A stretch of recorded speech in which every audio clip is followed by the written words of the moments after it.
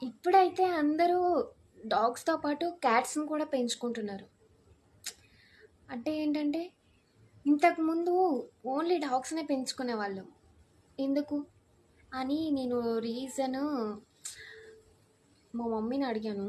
అడిగితే ఆవిడ చెప్పారనమాట నాకు.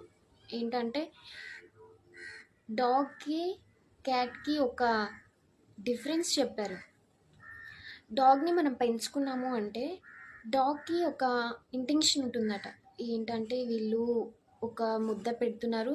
నెక్స్ట్ వీళ్ళకి పిల్లలు పుట్టి, వీళ్ళు పెద్దవాళ్ళయ్యి, ఇంకా ఇంకా ఈ కుటుంబం అభివృద్ధి చెందితే అందరూ తలకొక ముద్దేస్తారు. నా కడుపు ఇంకా నిండుతుంది, నా పిల్లల కడుపు నిండుతుంది అని ఆలోచిస్తుందట.